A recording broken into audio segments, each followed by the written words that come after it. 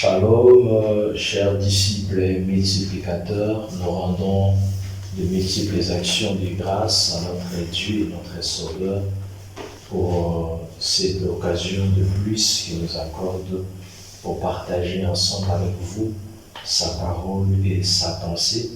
Et nous commençons une nouvelle série de messages sur l'ABC de l'Évangile et nous aurons du volume 1 jusqu'au volume 5 et nous voyons que le Seigneur nous bénira et nous comblera de ses biens. Voilà, série de 5 de messages plutôt sur l'ABC de l'Évangile. Et nous allons nous conduire très rapidement dans l'Épître aux Hébreux, chapitre 5, le verset 14, il est dit « Vous, en effet, qui depuis longtemps devriez être de maîtres, vous avez encore besoin que vous enseigne le premier rudiment des oracles de Dieu éternel. C'est là, vous en êtes venus à avoir besoin de lait et non d'une nourriture solide. » L'apôtre Paul, dans ces passages des Écritures, est en train de faire des reproches aux Hébreux au sujet de leur...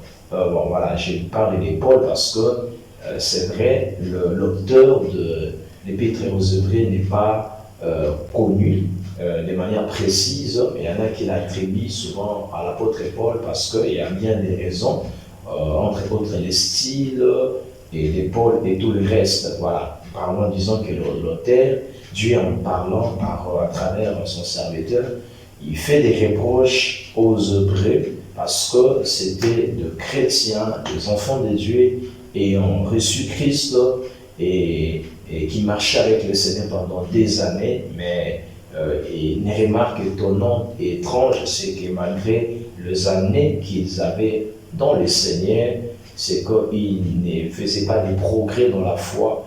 Là, ils n'avaient pas la connaissance, assez de connaissances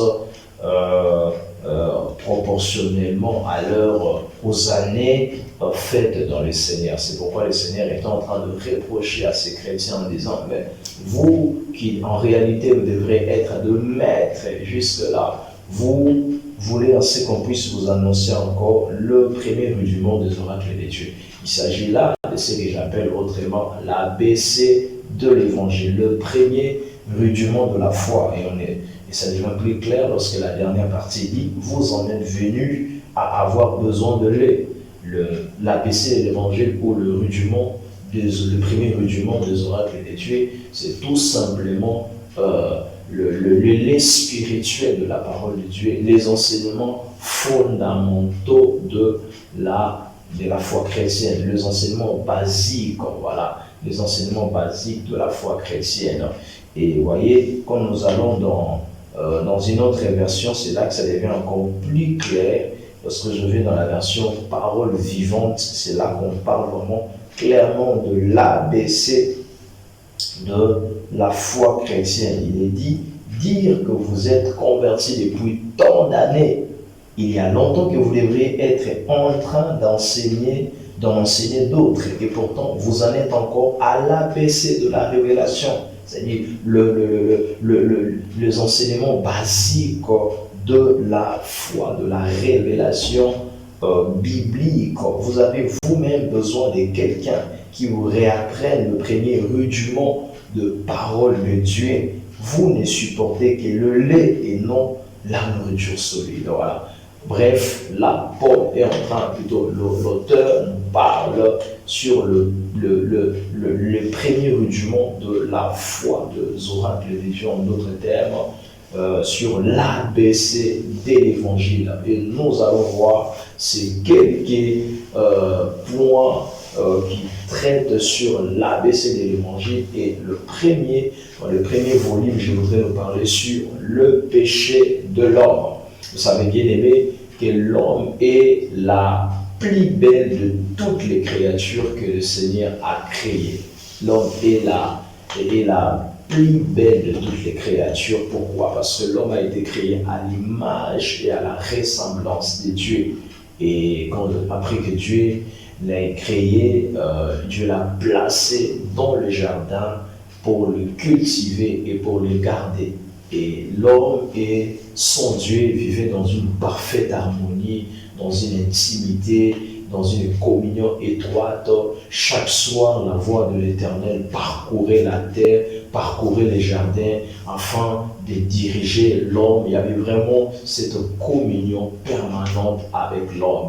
Seulement, Dieu étant un Dieu d'ordre, il avait fixé des limites à l'homme par rapport à son comportement et sa conduite au sein des jardins.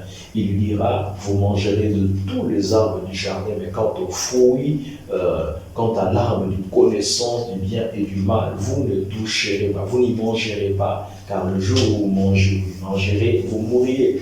Et or, la Bible est en train de nous parler du serpent le plus rusé, le diable et Satan, qui un jour est descendu dans les jardins afin de piéger l'homme et le conduire dans le péché. Vous allez voir dans Genèse chapitre 3, le verset 1, en descendant, il est dit, les serpents étaient le plus rusé de tous les animaux de champ que l'Éternel Dieu avait fait. Il dit à la femme, Dieu a-t-il réellement dit, vous ne mangerez pas de tous les arbres du jardin? La femme répondit au serpent, nous mangeons du fruit des arbres du jardin, mais quant au fruit de l'arbre qui est au milieu du jardin, Dieu a dit, vous ne mangerez point et vous n'y toucherez point, de peur que vous ne mouriez. Voilà, c'était ça la limite que Dieu leur avait fixée, afin de faire régner de l'ordre dans les jardins. Alors les serpents dit à la femme, vous ne mourrez point. Voilà.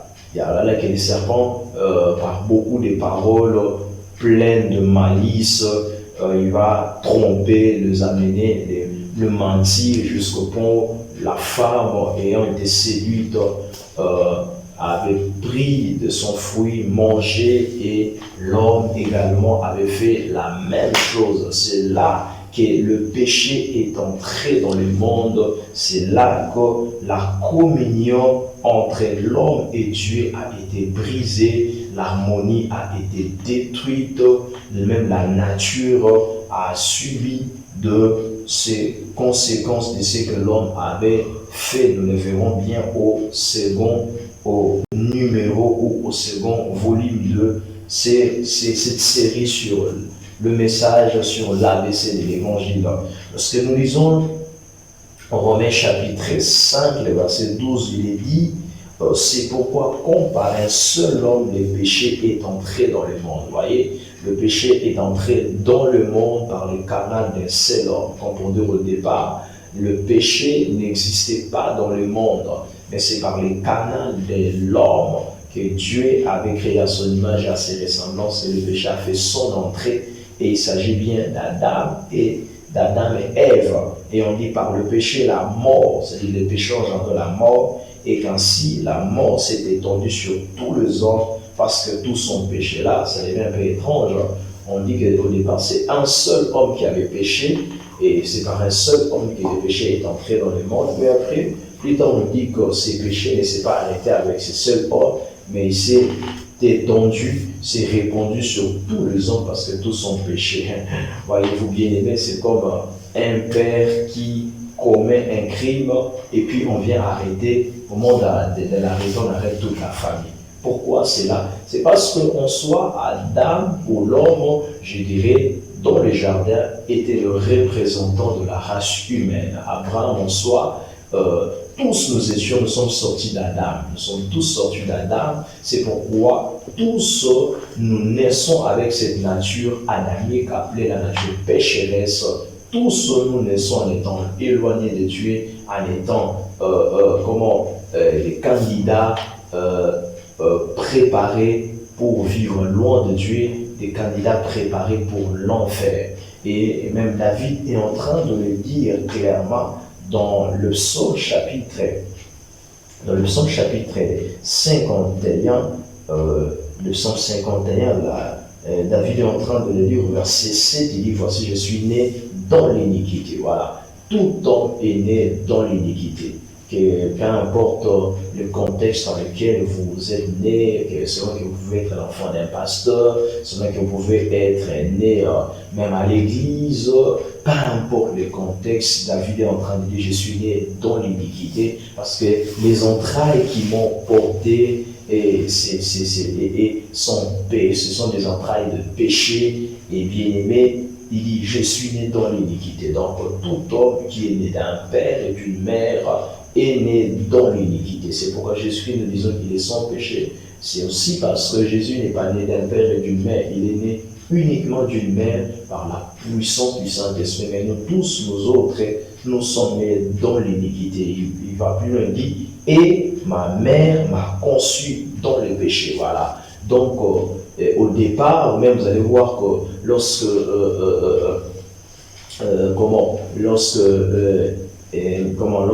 Adam a évahi son premier enfant, voilà, lorsqu'il a eu son premier enfant, il déclare que je formais un enfant avec l'aide de l'Éternel. Je formais un enfant avec l'aide de l'Éternel.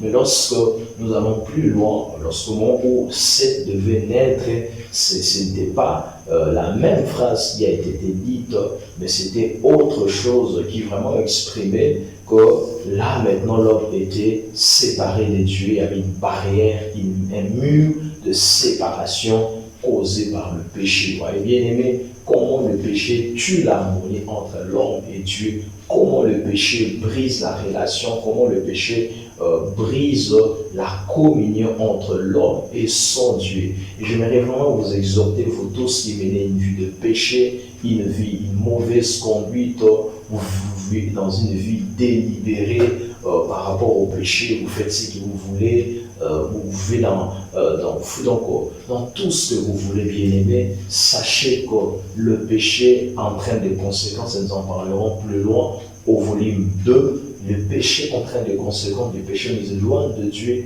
le péché fait que le Seigneur ne puisse s'éloigner de nous, et c'est ce qui s'est passé avec Adam. Vous voyez que nous les hommes, nous sommes nés dans le péché, nous avons la nature pécheresse en nous, et c'est avec cette nature nous ne pouvons pas justement demeurer en communion avec le Seigneur, avoir une amitié, une intimité avec le Seigneur. Et je prie vraiment que le Seigneur vous donne, fasse grâce, qu'il vous délivre de tout péché qui vous tourmente, que le Seigneur puisse vous délivrer du péché et de la mort, que la grâce du Seigneur vous donne la force de vous sanctifier, et que le péché qui érigeait un mur de séparation entre vous et Dieu soit tombé, et que Dieu vous donne la force de marcher dans la sainteté, car c'est à cela que nous sommes appelés, et sans la sanctification, nul ne verra le Seigneur. Soyez bénis abondamment et soyez édifiés